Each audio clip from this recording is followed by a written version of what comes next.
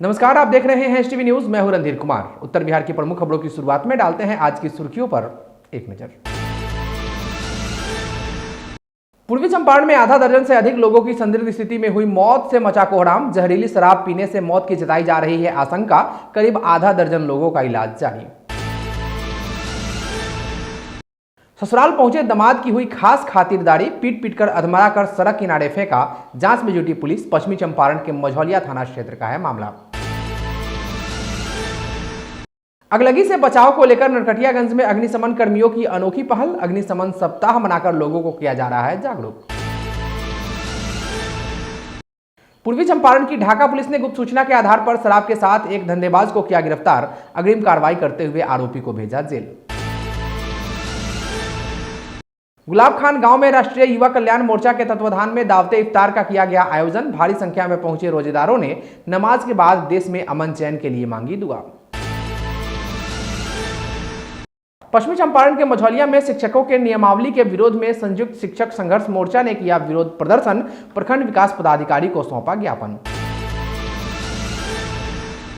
पश्चिमी चंपारण के मझौलिया प्रखंड अंतर्गत बखरिया पंचायत में हुआ ठोस एवं तरल अपशिष्ट प्रबंधन को लेकर डस्टबिन वितरण।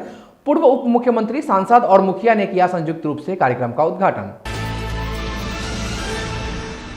पूर्वी चंपारण के ढाका थाना परिसर में आज जनता दरबार का हुआ आयोजन। भूमि संबंधित कई समस्याओं का किया गया ऑन द स्पॉट निपटारा।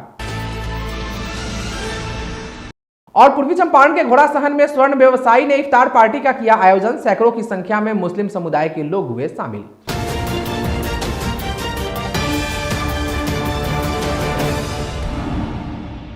पूर्वी चंपारण में संदिग्ध अवस्था में 8 लोगों की मौत की खबर से कोहराम मचा हुआ है। वहीं 10 से ज्यादा लोग बीमार बताए जा रहे हैं।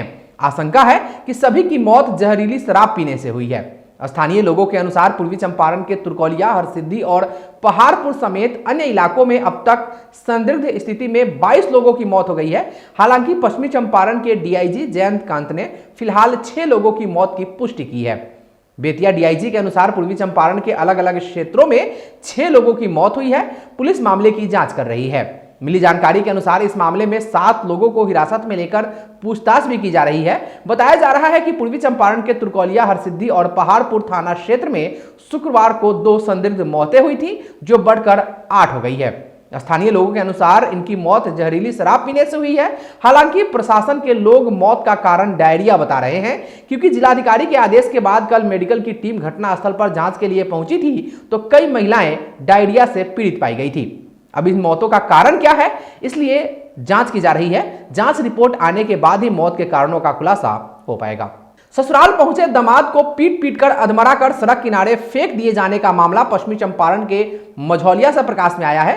आरोप है कि कलयुगी पत्नी ने अपने पति को देर रात अपने मायके बुलाकर धारदार हथियार से वार कर गंभीर रूप से घायल कर उसे अचेत अवस्था में जगदीशपुर मझौलिया मुख्य मार्ग भटवलिया के समीप रोड के किनारे फेंक दिया। ग्रामीणों की सूचना पर पहुंचे थाना अध्यक्ष अभय कुमार ने घायल को इलाज हेतु बेतिया जीएमसीएच में भेज दिया है। उन्होंने बताया कि घायल युवक की पहचान थाना क्षेत्र के जौकटिया वार्ड नंबर 16 नई डीह निवासी मुस्लिम देवान के पुत्र इसराफिल देवान के रूप में हुई है, जो बीती रात्रि नौतन थाना क्षेत्र के खाप टोला में अपने ससुराल मुनीब शाह के यहाँ गया था, जहां पत्नी सना खातून, साला अली अहमद शाह समेत अन्य मायके वालों ने धारदार हथियार से वार कर उसे जख्मी कर अचेत अवस्था में लेकर मझौलिया जगदीशपुर मुख्य मार्ग स्थित भटवलिया गांव के समीप सड़क किनारे फेंक दिया। थाना अध्यक्ष अभय कुमार ने बताया कि घायल इसराफिल देवान की 2 शादी हुई थी और वह अपने बेटे के हत्या के आरोप में पहले जेल भी जा चुका है। फिलहाल पुलिस हर बिंदुओं पर जांच कर रही है। अरजान के बाद हम आवतनी भूसा ढोए, हमारे पीछे 2 जनानी रही सो यहाँ तक पहुँचला के बाद एगो ट्रैक्टर आयल हो। अब नजर पड़ल जोर पर जे भाई यही सब छिटाइल बा, तो ऊ कहतरी से कि इहो नशे नु हो कि आदमी पी के गिरल बा। तब नजदीक नहीं है तो कहनी रे है सब छिटाइल बा, तनी अजोरवा लिए बुसो अजोरवा लिए सो तो लगनी है देखा तो पछाड़ी गोड़ हैंगैया घूम के बोला हैंगैया कह के बांध दल बा, पछाड़ी हाथ पासे हाथ खींच के गोड़ बांध दल बा, मुंह में घूर के बांध दे बा। तब खून लौके लगल रही तब बदमाशन के कार हो। तब यहाँ से लौट के जाके गांव में आदमी हल्ला कैलक। सुबह हमनी के नहीं से ना भटोलिया गांव में से त नाना सती जात नहीं से तला यहाँ आदमी पड़ल लखा हाथ गोड़ आ मुंह में कपड़ा हाथ गोड़ बांध दिया लखा आ मुंह में कपड़ा हुर दिया लखा देखने से तंग चीज पटाई रहन ओकरा बाद सीधा हमनी कहने से देखने से आधार कार्ड एकरा बाद थाना का फोन कहने से आज सवेरे सूचना मिली कि एक व्यक्ति को मारपीट करके भटवलिया के पास जो है ना रोड के किनारे फेंक दिया गया है। हम लोग त्वरित वहां पहुंचे और उसको इलाज के लिए GMCH बेतिया ले गए, जहां बयान देने पर उस व्यक्ति ने बताया कि उसका नाम जो है इसराफिल देवान, पिता मुस्लिम देवान, जो कटिया का रहने वाला है। वो बताया कि नौतन खाप टोला में उसका ससुराल है, जहाँ उसका दूसरी शादी है। वहीं गया था तो वहाँ पर उसकी पत्नी, उसके साला और ससुर आदि मिलकर उसके साथ मारपीट किए। वो बताया कि पांसुल से उसकी पत्नी द्वारा उसे काट दिया गया और लाकर उसके परिजनों द्वारा यहाँ फेंक दिया गया। वो आदमी अभी खतरे से बाहर है, जिसका इलाज दूसरी पत्नी के जो बच्चा था, उस बच्चा में एक बच्चे की हत्या हो गई थी और उस केस में वो जेल गया था, जिससे जेल से वो बाहर आया था। और अभी लगता है कि उसी विवाद में ये वहाँ गया था रात में। बोला है कि रात में हम जो है ना 10-11 बजे गए थे। इसके पास नया नया कपड़ा भी था, वो कपड़ा भी वहाँ फेंका हुआ था। पश्चिमी चंपारण के नरकटियागंज अग्निशमन विभाग द्वारा अग्निशमन सप्ताह मनाया जा रहा है। इस दौरान अग्निशमन कर्मियों द्वारा बैंक, अस्पताल, स्कूल, कारखानों आदि जगहों पर आग से बचाव को लेकर मॉक ड्रिल, प्रभात फेरी, मोबाइल कैलेंडर वितरण आदि कार्यक्रम के माध्यम से लोगों को आग से बचाव तथा आग लगने पर बचाव को लेकर जागरूक किया जा रहा है। साथ ही अग्निशमन यंत्र का उपयोग करने की अपील की जा रही है। जानकारी देते हुए नरकटियागंज अग्निशमन पदाधिकारी अखिलेश कुमार सिंह ने बताया कि गर्मी का मौसम आते ही आगलगी की घटनाएं बढ़ जाती हैं। इस तरह की घटनाओं से बचने के लिए हमारी टीम के द्वारा अनुमंडल क्षेत्र में लगातार भ्रमण कर लोगों में जागरूकता लाने का प्रयास किया जा रहा है। वहीं श्री सिंह ने यह भी बताया कि अभी अग्निशमन विभाग द्वारा अग्निशमन सप्ताह मनाया जा रहा है, जो कि 14 अप्रैल से 20 अप्रैल तक मनाया जाता है। उन्होंने कहा कि 14 अप्रैल 1944 में मुंबई में एक अग्निकांड हुआ था। इस अग्निकांड में आग बुझाने के दौरान 66 अग्निशमन कर्मी शहीद हो गए थे।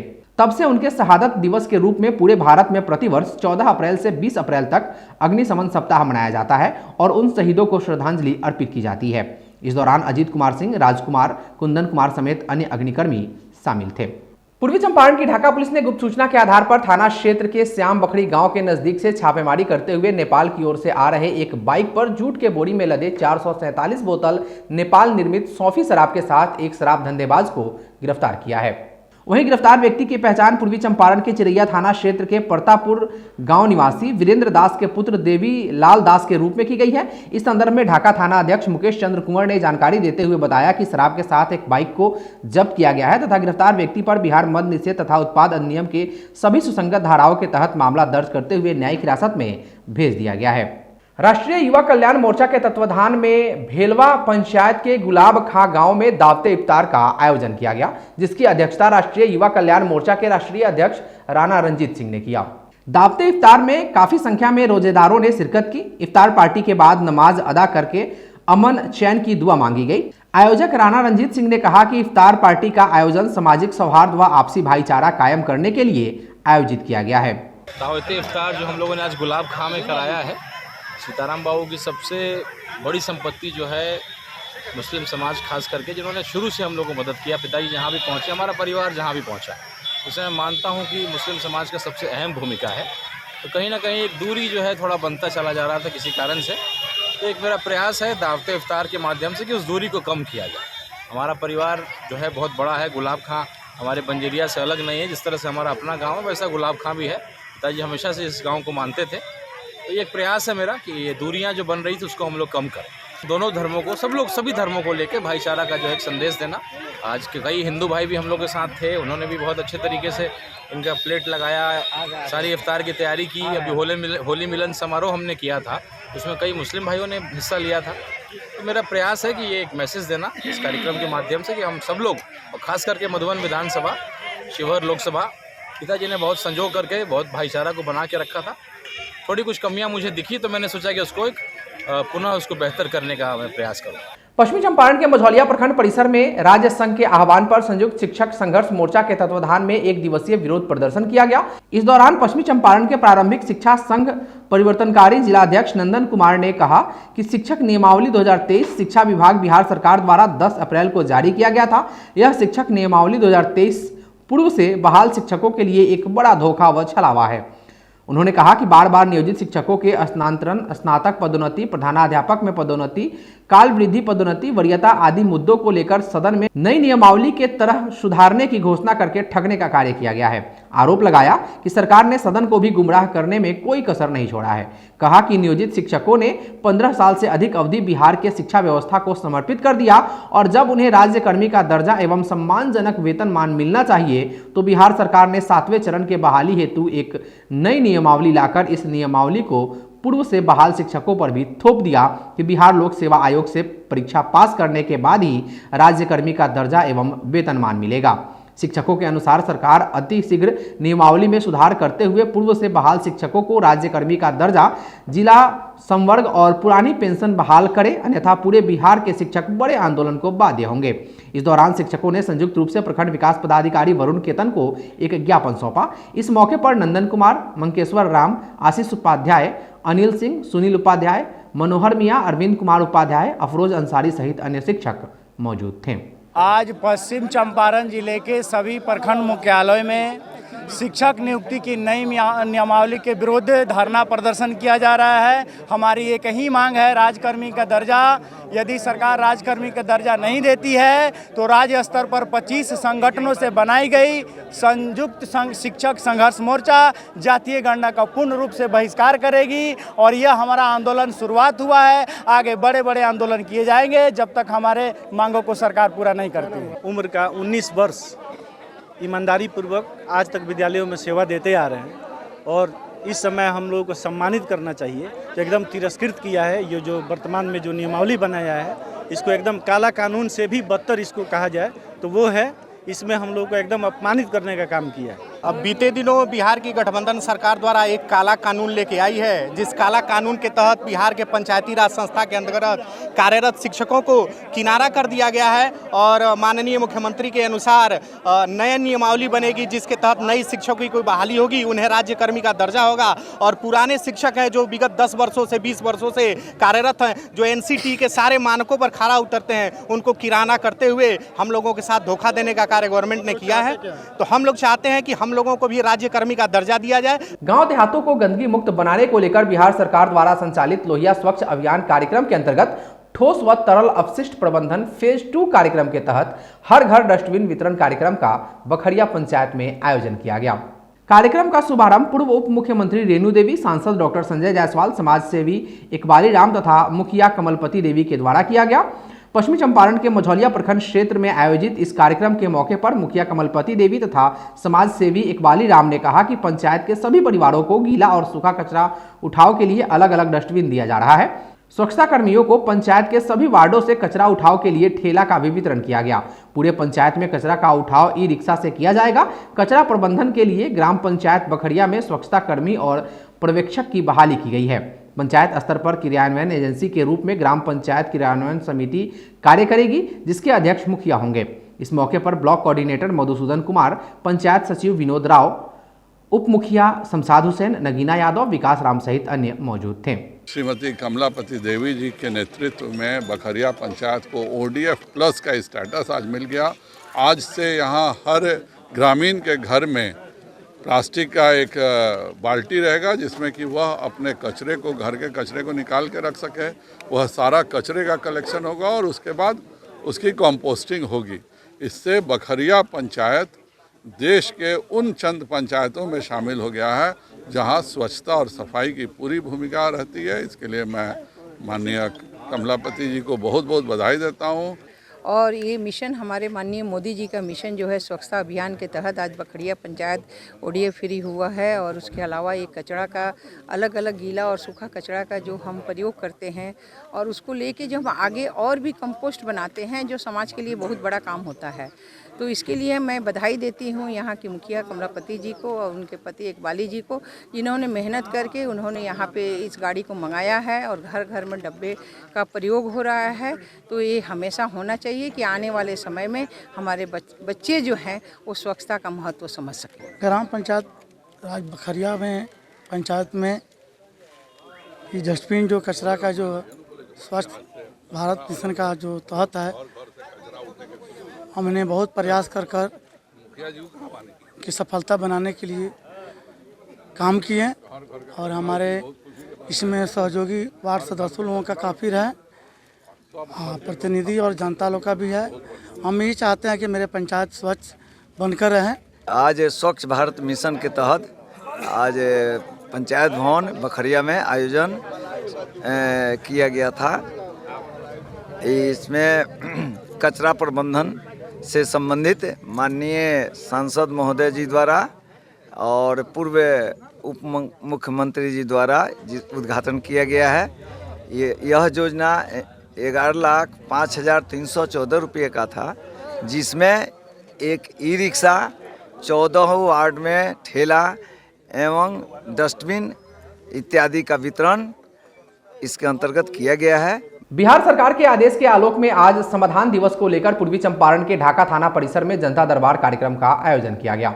जनता दरबार में पहुंचे कई फरियादियों ने अपने पक्ष में भूमि संबंधित समस्याओं को रखा। इस दौरान ढाका अंचल कार्यालय के राजस्व अधिकारी विक्रम सिंह, ढाका थाना अध्यक्ष मुकेश चंद्र कुंवर के उपस्थिति में जनता दरबार कार्यक्रम के माध्यम से फरियादियों के द्वारा अपने भूमि संबंधित समस्याओं से अधिकारियों को अवगत कराया गया। फरियादियों की भूमि संबंधित सभी दस्तावेजों का सत्यापन भी किया गया। वहीं जनता दरबार में मौजूद अधिकारियों के द्वारा भूमि संबंधित कई समस्याओं का ऑन द स्पॉट निपटारा किया गया तथा भूमि संबंधित कई महत्वपूर्ण दिशा निर्देश दिए गए, जिसमें परिवादी रेणु देवी पति देवेंद्र दुबे, ग्राम कस्बा बढ़ावा लखन सेन और द्वितीय पक्ष जो है सो उनका उदय दुबे, वल्द रामाधार दुबे, धनंजय दुबे, वल्द रामाधार दुबे, अजय दुबे, वल्द रामाधार दुबे, रेखा देवी पति उदय दुबे के द्वारा जो है सो इनकी अपनी निजी ज़मीन पर जानबूझकर तंगो तबाह की जा रही है।